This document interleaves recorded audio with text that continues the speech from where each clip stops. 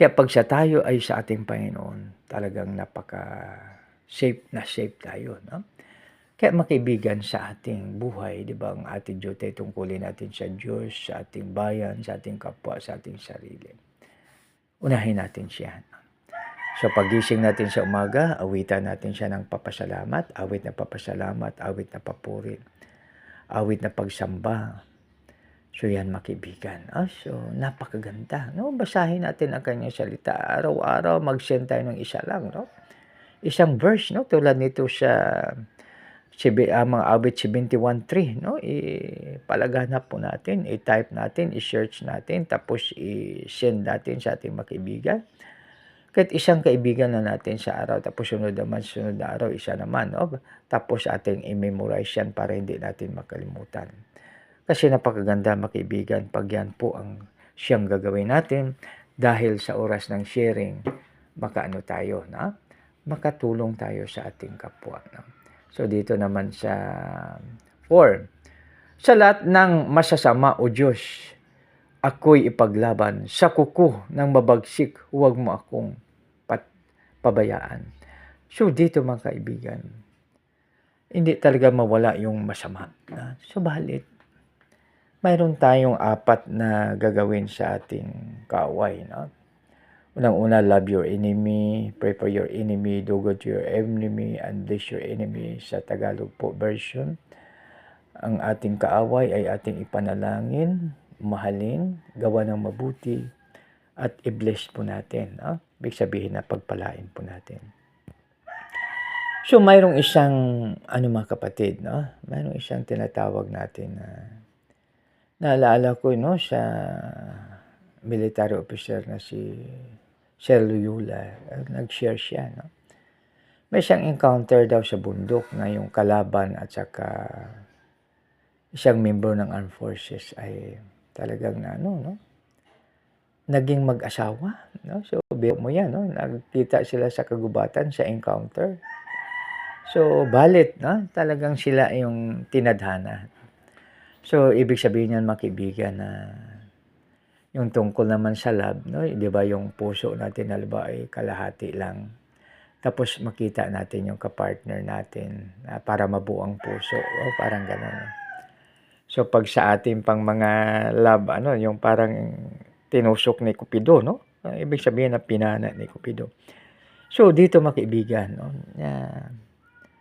Napakaganda na ang ating kaaway ay gawa natin ng mabuti. At saka isa pa, no, pag anuhin natin sa New Testament. Pag halimbawa pala yung inaaway ka ng tao, sinusumpa ka, kinukutya ka, gawan mo pala ng mabuti para parang nag-iihaw daw tayo ng kung ano mang iniihaw natin doon sa ulo niya. No? So ibig sabihin, disturb yung tao na yun. At saka, mga kaibigan, pag halimbawa patawarin natin yung ating kaaway, gawa natin ng mabuti, ang ating tulog ay masarap na masarap. No? Tapos siya naman ay naghirap na hindi siya makatulog. Kaya ano po ang piliin natin? Kundi piliin natin yung pagpapatawad para lalo tayong pagpalain ng ating Panginoon. So sa lahat ng masama, O Diyos, ipaglaban. Sa kuko ng mabagsik, huwag mo akong pabayaan. Yung mabagsik talagang inaamon ka ng away, no? So, kung pwede palang iwasan natin yung away, iwasan po natin, no? So, mayroong isang tao na kakilala ko, no? Inahamon siya, no? Gusto niya nang sugurin yung tao na yun. Subalit sumigaw siya, magpakahinaon ka, no? Alalahanin mo, no? So, ibig sabihin parang binigyan niya ng wonderful words of life. So, dahil doon, mga kaibigan, nagkaano siya, no? So, hindi natuloy yung away kasi ang isa ay hindi niya pinatulan, kundi kanyang sinawata sa magitan ng wonderful word of life. No?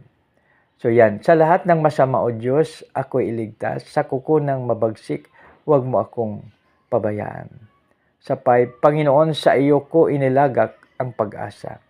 Maliit pang bata ako, sa iyo'y tiwala na. No? So, ibig sabihin, mga kaibigan, na pati pala yung mga anak natin ay maliit pa lang. Iti-train na natin na magkaroon ng takot sa ating Panginoon. para magkaroon sila ng wisdom, no? So, 'di ba napakaganda pag mayroong wisdom, dahil pag mayroong wisdom po kasi, ang mga mahirap ay ano siya, no? Ang mahirap ay madaling gawin, no? Dahil siyempre may wisdom. So, may mga technique, no? So, mayroong mga no, naalaala ko yung nag-harvest po ng mahogany yung mga kasama ko. So, ngayon nahirapan mag-transport, no? So, pag nakita natin sa YouTube, mayroon palang mga paraan na madali, no? So, yun, dahil doon sa wisdom yun, no? Na parang pinapatong lang doon sa, parang ilatag mo na yung ibang mga kahoy, mga tablon. Tapos after that ay parang parang ipa-slide lang doon, no? So, ibig sabihin na yung effort ay mabawasan, no? So, yan po, no? Tayo ay pag may wisdom, no? Kaya napakaganda mga kaibigan, no? Sa lahat mang sama ay ipaglaban, sa kuko ng mabagsik huwag mong pabayaan. Panginoon, sa iyo ko ilalagak ang pag-asa, maliit pang bata ako, sa iyo ay tiwala na. So, ibig sabihin, ang hope, our only hope is God. So, dahil ang Diyos, kahit wala tayo, Diyos siya. Diyos pa rin siya. Pero tayo, pag wala ang Diyos, wala tayo. Kaya yung pag-asa natin ay ilagak po natin sa ating Panginoon. Dito ngayon sa 5. Panginoon, sa iyo ko ilalagak ang pag-asa. Maliit pang bata ako, sa iyo'y may tiwala na. So, grabe, no? Maliit pa, no? Sa simula at mula sa pawala akong inaasahang sa akin ay mag-ingat, kundi tangi ikaw lamang. Kaya naman Yahweh, pupurihin araw-araw, no? So, dito mga kaibigan, no? So, ang ating Panginoon ay siyempre gracious siya, no? So, Panginoon, sa iyo ko ilalagak ang pag-asa, maliit pang bata ako, sa iyo may tiwala na. No? Sa simula at mula pa wala akong inaasahang sa akin ay mag-ingat, kundi tangi ikaw lamang. Ikaw naman, kaya naman ikaw Yahweh, pupurihin araw-araw. So dito, no? So araw-araw pupurihin natin ang ating Panginoon. Sa simula at mula pa wala akong inaasahan sa akin ay mag-ingat, kundi tanging ikaw lamang, kaya naman ikaw Yahweh, pupurihin araw-araw. No? So kaya pupurihin natin ang ating Panginoon dahil siya ang ating pag-asa, nakalagay sa 5. Panginoon, sa iyo ko inalagak ang pag-asa. Maliit pang bata ako, sa iyo may tiwala na. Sa simula pa wala akong inasahang sa akin ay mag-ingat, kundi tanging ikaw lamang.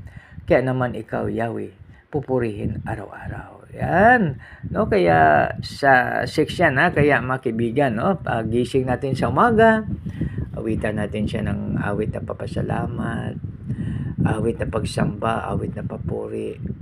So mga kaibigan, o kaya kung ano mang maawit na idagdag po natin. Halimbawa tayo ay may sakit dahil sa violation of nature, awitin natin yung You are the God that healeth thee, no?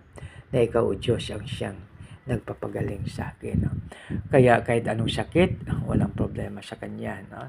Kaya tayo ay mapalad mga kaibigan dahil mayroong tayong Diyos na sapat ang ibibigay sa atin. So dito, na?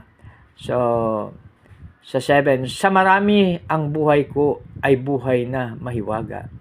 Malakas kang katulong ko na di nila maunawa. No, yan mga kaibigan. So, sa panahon ni Isaac, mayroong tinatawag na tagutom, no? Ibig sabihin walang kwansya, walang ulan. So, balit si Isaac, sagana ang kanyang sagana po ang kanyang tinatawag natin na sagana po ang kanyang pananim, no? So, ibig sabihin na ano man yung mga disaster, ano man yung mga pinuminon, hindi tayo dapat pag-alala. Kasi si Lord ang ating pag-asa. God will make a way even there seems to be no way. No? So, ibig sabihin niya na si Lord ang siyang tutulong sa atin. Si Lord ang siyang gagabay sa atin. Siyang ating gabay at patnubay. No? So, kaya huwag natin kalimutan ang ating Panginoon dahil siya lang ang ating pag-asa. No? So, yan mga kaibigan. So, sa marami, ang buhay ko ay buhay na mahiwaga. Malakas kang katulong ko na di nila maunawa. Sa 8, kaya ako'y nagpupuri buong araw. Aking ngayong ihayag ang taglay mong karangalan. So yan mga kaibigan, no? So tulad nito, no, yung awit natin na papasalamat. Alam mo mga kaibigan, no, mayroong, 'di ba may sakit na pinagaling si Lord, no? So sabi niya, Lord, pagalingin po kami. Pinagaling sila. No? So, pumunta kayo sa pare, yung pagkatapos suri, okay na sila, cleared na sila. So ngayon, sa kanilang na clear na sila, ibig sabihin na magaling na sila. Isa lang ang bumalik at nagpasalamat kay Lord. Sabi niya, Lord, maraming salamat. Tapos sabi ni Lord, di ba 10 kayo, saan ang 9? No? So yan. So ibig sabihin na hinahanap ni Lord yung ating pagpapasalamat sa kanyang kagandang loob na ibinigay po sa atin lahat. No? Kaya napakaganda pag tayo ay sa ating Panginoon. Kaya ako'y nagpupuri buong araw. Aking ngayong ihayag ang taglay mong karangalan. So dito ito ay figurative. No? So ibig sabihin niya na ano man ang gagawin ng ating salmista, naalaala niya ang Diyos. So kaya halimbawa gawin natin lahat na trabaho natin na mayroong pag-ibig. Siyempre, inaalaala natin si Lord dahil God is watching us from a distance. Dito sa 9. Ngayon ako'y matanda na, huwag mo akong pabayaan. Katawan ko'y mahina, na kaya ako'y huwag iiwan. Ngayon ako'y matanda na, huwag mo akong pabayaan. Katawan ko'y mahina na, kaya't ako'y huwag iiwan. So dito mga kaibigan, ito yung mga, siyempre yung mga, pag tayo ay matanda na, siyempre nag-alala tayo na ganito, ganyan. Subalit, dito ang ating salmista, sabi niya, Lord, ako'y matanda na, huwag mo akong pabayaan. Katawan ko'y mahina na, kaya't ako'y huwag iwan.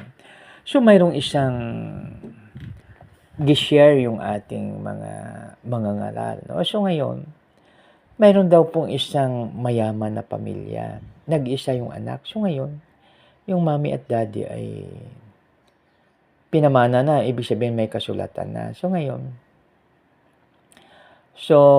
ang may-ari ng kanilang bahay ay yung anak niya na. So ngayon ang problema, namatay yung anak niya na may asawa na. So ngayon siyempre walang ibang pwedeng kumuha nung kundi yung kanilang son-in-law. Son-in-law ba? Tama, son-in-law. So ngayon, nag-asawa ulit yung lalaki. Tapos doon sila tumira sa bahay.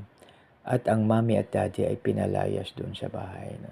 So ibig sabihin na hindi maganda ang ginawa ng kwan. O kaya, ang sabi ng mga experts, no? Kung halimbawa tayo ay may ari-arian, wag agad yung parang pwede naman habang buhay pa, yung bahay na tinitirahan, tapos yung source of income. Wag lahat, no? Kasi mayroon naman akong narinig na, halimbawa may 8 hektarya, no? Halimbawa, 8 hektarya, 4 ang anak, no? Tapos sabi ng nanay at tatay, habang buhay pa siya, sabi niya, mga anak, binibigay ko na yung panayan, pero sa abang kami nabubuhay pa, yung dalawa ay ganito, no? Parang may agreement sila. So, kaya maganda ang samahan, no? Tapos, siyempre, pag patay na yung mommy at daddy, siyempre, mga anak na yung magmana. Tapos, mayroon naman isang mayamang lalaki. Sabi niya, nanay, abang ikaw ay nabubuhay, ang bahay na ito ay sayo. Subalit, pag ikaw ay pumunta na sa langit, so, siyempre, sa amin na po yung bahay. No? Tama naman yung bata, yung anak na yon. No? So, yan, no? So, kaya, makibigan, sikapin po natin, no, na 'pag tayo man ay pupunta na sa heaven, yung mami at daddy halimbawa pupunta na sa heaven, tiyakin natin po na ang mga pinaghirapan ay magiging maayos ang lahat. Ibig sabihin walang mag-away na anak dahil sa ganito, ganyan. Dapat may last will and testament na ganito, anak, ito ay sa'yo, ganyan sa'yo, ganyan sa'yo. So, yan. No? So, dahil dyan, siyempre, lahat naman tayo ay hindi tatagal sa mundong ito. Ibig sabihin na alis tayo dahil tayo ay pilgrim lamang. Manglalakbay po lang naman tayo. No? So, kaya yan, mga kaibigan.